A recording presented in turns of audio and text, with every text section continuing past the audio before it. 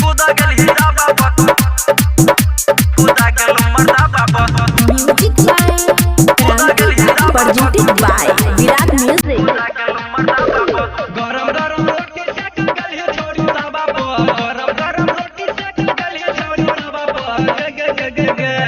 खुदा गली दा बाबा खुदा गलो मरदा बाबा खुदा गली दा बाबा खुदा गलो मरदा बाबा खुदा गली दा बाबा खुदा गलो मरदा बाबा बाद थोड़ी गाल रही के करा बुला बाबा बाद थोड़ी गाल रही के करा बुला बाबा खुदा गली दा बाबा खुदा गलो मरदा बाबा खुदा गली दा बाबा खुदा गलो मरदा बाबा खुदा गली दा बाबा खुदा गलो मरदा बाबा क्रांति खुदा गली दा बाबा खुदा गलो मरदा बाबा खुदा गली दा बाबा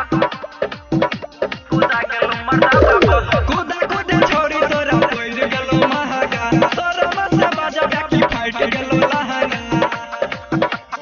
फाइट गलो लहंगा खुदा खुदा छोड़ी तोरा कोइल गलो महागा तोरा मत बाजा बाकी फाइट गलो लहंगा चढ़ल जवानी तोहर उइल गलो हा बाबा चढ़ल जवानी तोहर उइल गलो हा बाबा खुदा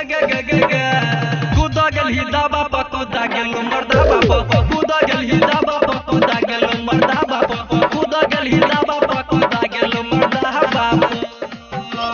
क्रांति खुदा गली दा बाबा खुदा गलो मरदा बाबा खुदा गली दा बाबा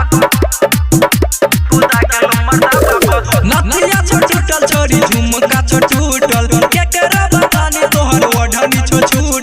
केकरा बतानी तोहर ओढ़नी छुटल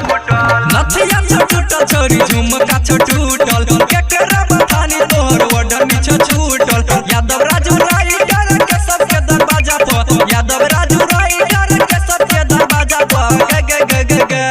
खुदा गली दा बाबा खुदा गेलो मरदा बाबा खुदा गली दा बाबा खुदा गेलो मरदा बाबा खुदा गली दा बाबा खुदा गेलो मरदा बाबा। विराट म्यूजिक रिकॉर्डिंग स्टूडियो खोपा बाजार।